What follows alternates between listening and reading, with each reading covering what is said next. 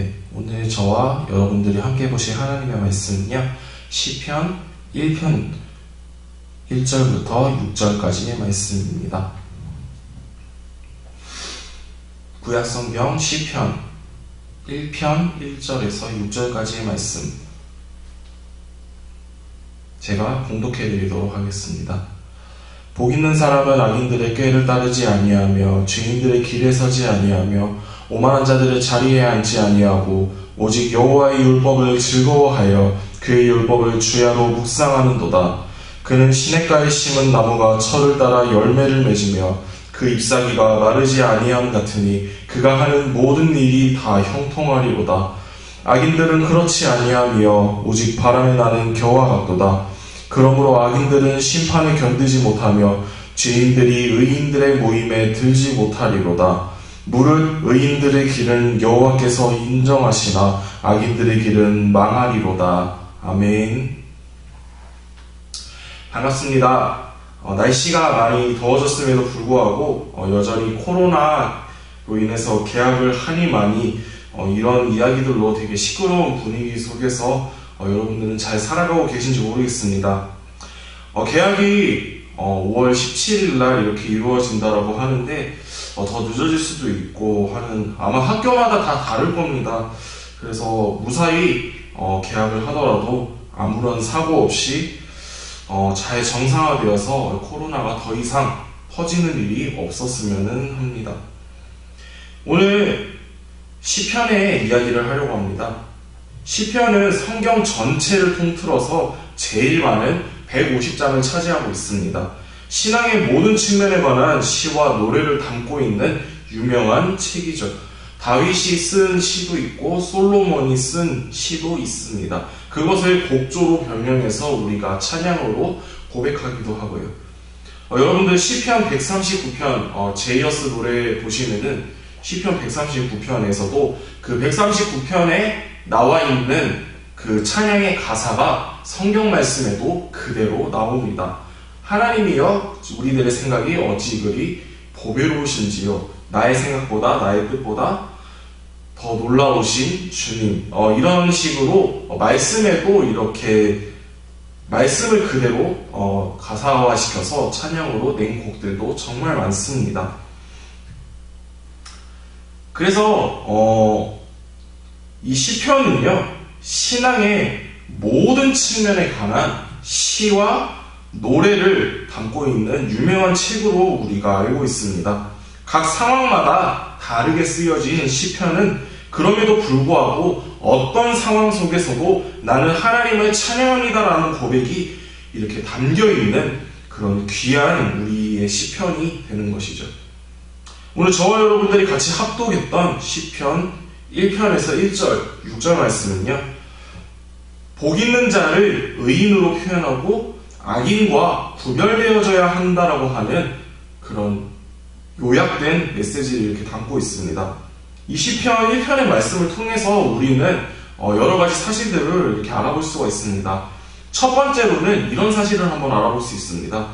복 있는 자들은 죄인들처럼 행동하지 않는다라고 하는 것입니다. 우리가 믿고 있는 예수님, 그 예수님을 믿고 있는 우리들은요, 믿지 않는 사람들과는 조금 다른 삶을 살아나가야 됩니다. 그것이 기독교인과 비기독교인의 구별성이라고 말할 수 있는데요. 1절에 복 있는 사람은 어떻다라고 말하고 있습니까? 악인들의 꾀를 따르지 않는다고 합니다. 꾀는 여기서 유혹이라는 단어로 이렇게 우리가 대신 번역할 수 있습니다. 컴퓨터 게임을 하고 싶은 유혹, 그 다음에 유튜브 보고 싶은 유혹, 페북하고 싶은 유혹, 헤매하고 싶은 유혹, 카톡하고 싶은 유혹, 틱톡에서 연예인 사진들을 계속해서 이렇게 덕질하는 그런 유혹들, 그 다음에 내가 공부해야 되는데 계속 놀고 싶은 그런 수만 가지 유혹들이 우리를 사로잡고 있다고 하는 것이죠. 여러분들은 그 유혹에 민감하게 반응하고 계신가요? 아니면 그 유혹이 유혹인지도 모르고 그냥 내가 하고 싶은 대로 해야지 하면서 살아가고 계시지는 않습니까? 내가 이만큼 공부했으니까 오늘은 됐어. 그러니까 다음에 더 열심히 공부하면 돼. 라고 이야기하면서 계속해서 놀고 싶은 유혹에 사로잡혀 계시지는 않습니까? 한순간 그런 유혹들에 빠질 수는 있습니다. 하지만 계속해서 이것이 반복이 된다면요, 이것은 중독으로 이어나가질 수 있습니다.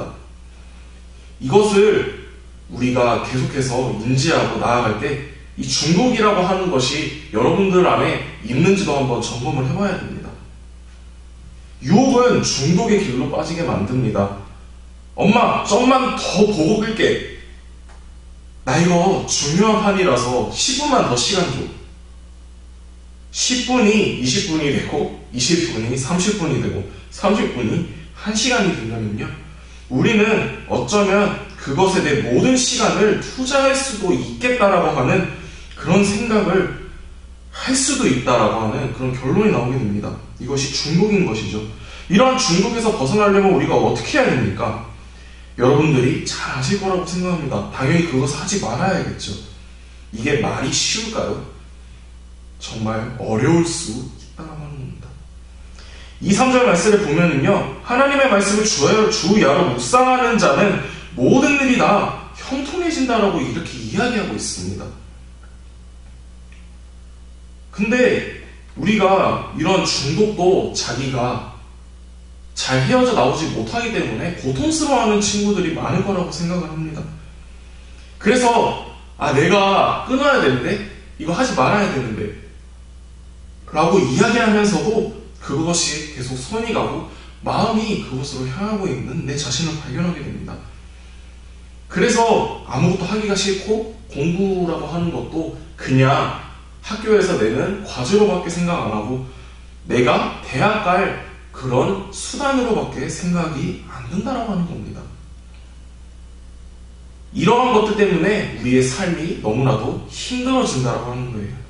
공부 문제, 그 다음에 친구들 문제, 그 외에도 가족들 간의 다툼, 불화로 인해서 우리 안에 작고 작은 고난들이 쌓여서 우리가 더욱더 힘들어지게 되는 상황까지도 오게 될지도 모른다라고 하는 겁니다. 2, 3절 말씀에도 하나님의 말씀을 주야로 묵상하는 자가 이러한 고난에 빠져들기 어렵다라고 말합니다.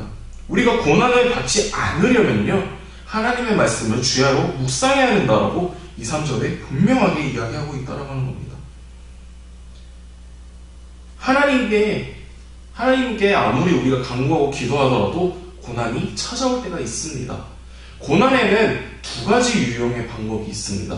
왜 고난이 나에게 찾아오는지, 첫 번째는 이와 같은 이유입니다. 하나님을 외면했기 때문입니다. 그래서 하나님을 외면하고 내가 하나님의 말씀을 그냥 그저 아무것도 아닌 그냥 교회에 오면은 드려지는 예배의 형식, 종교의 형식으로밖에 생각을 안 하기 때문에 내 마음에는 하나님이라는 존재가 자리 잡기 어렵다라고 하는 것이죠.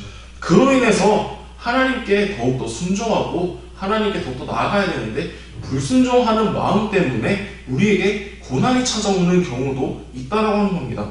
두 번째는 내가 이런 상황에도 불구하고 내가 하나님께 예배를 잘 드리고 하나님 말씀을 정말 주야로 묵상함에도 불구하고 나오는 고난은요, 하나님이 우리를 테스트하기 위한 것인 그런 이유 때문인 것입니다.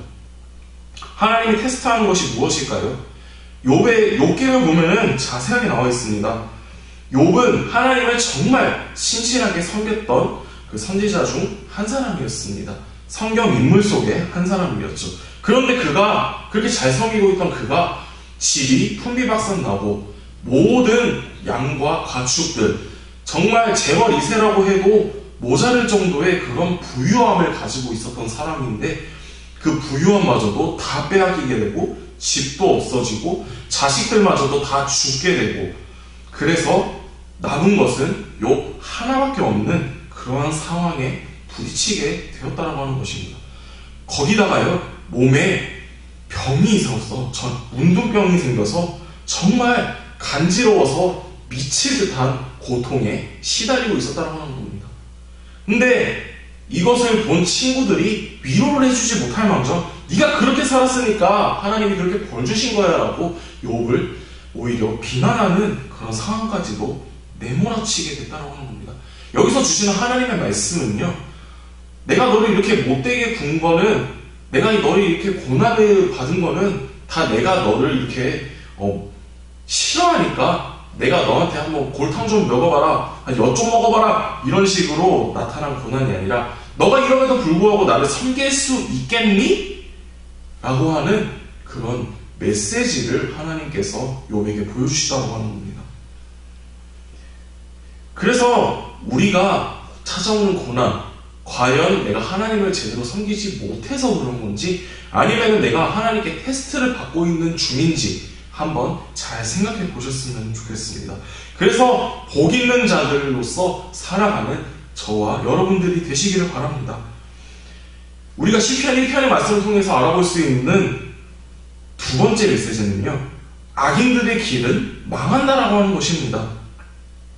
대비되는 말이죠. 복 있는 자들은 하나님의 길에서 형통케 되어질 것이고, 악인들은 죽어 없어질 것이다, 악인들은 망할 것이다 라고 이야기하고 있습니다.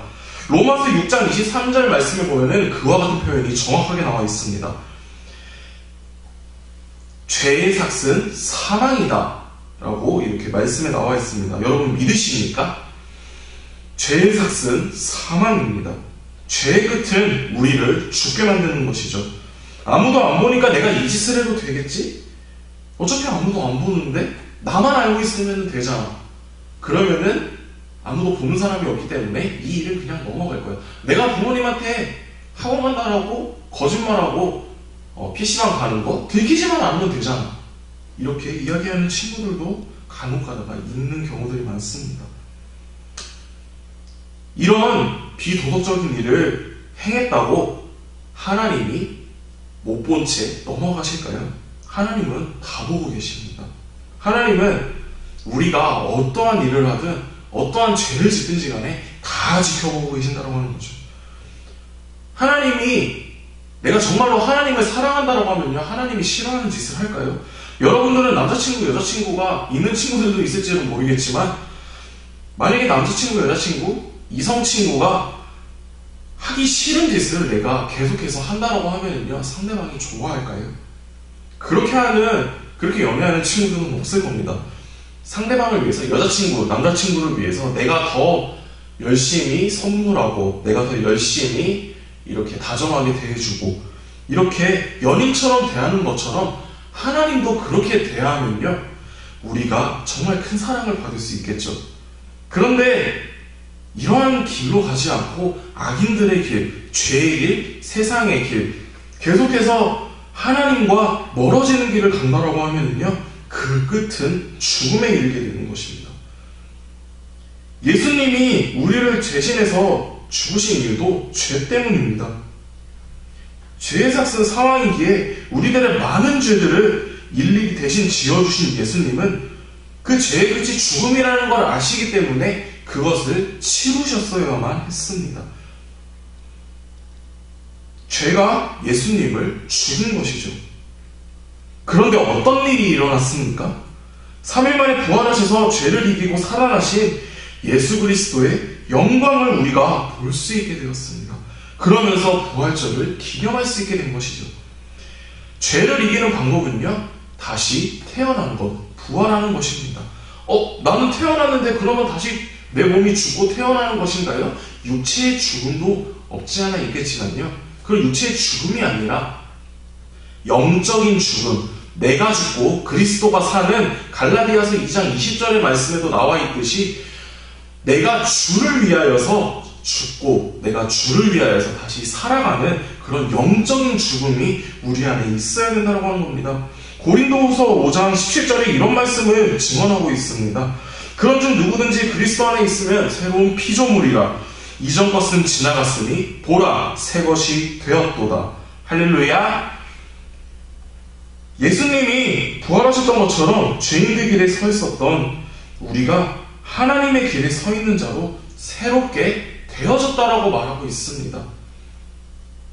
하나님을 믿는, 예수 그리스도의 십자가를 믿는 우리들은요, 더 이상 죄의 굴레에서 나를 가둬서는 안 된다고 하는 것입니다. 나는 교회 나올 자격이 없어, 나는 죽어마땅한 존재야 라고 계속해서 내 자신을 동경하는 것이 아니라, 하나님이 나를 지으셨고 하나님이 나를 정말로 많이 사랑하시기 때문에 내가 주를 위해서 열심히 살아야겠다. 내가 여자친구, 남자친구보다 더 하나님을 사랑합니다라고 고백할 수 있는 여러분들이 되어야 된다고 하는 것입니다. 악인들의 길은 사망의 길입니다.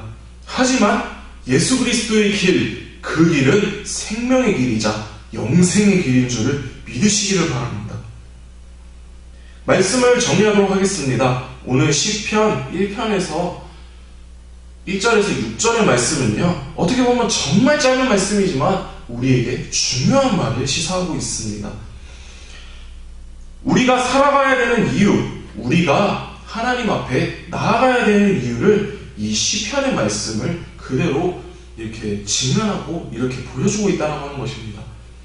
악인들의 길에 가지 말아야 된다, 그러면 당연한 것입니다. 하지만 우리가 여기서 알 수 있는 것은요, 우리가 빠져 살아가고 있는 그런 유혹들을 다시 한번 점검하면서 이러한 것들을 다 내려놓고 내가 하는 일들마다 하나님, 내가 이거 해도 되겠습니까? 라고 물어보시면서 여러분들이 신앙생활을 하시면요, 정말 많은 일들이 여러분들 앞에 펼쳐질 거라고 저는 믿습니다. 여러분들이 하나님의 은혜를 받고 싶으면요, 정말 내가 형통케 되어지고 내가 하는 일마다 다 잘 되고 싶으면요, 하나님의 말씀을 잘 들으시고요, 내가 고난이 오더라도 그 고난의 기쁨으로 하나님이 나한테 하는 시험이야, 테스트야 라고 생각을 하면서 나아가신다면요, 여러분들의 삶이 정말 형통케 되어질 거라고 하는 것을 오늘 말씀에서 정확하게 말하고 있다라고 하는 것입니다.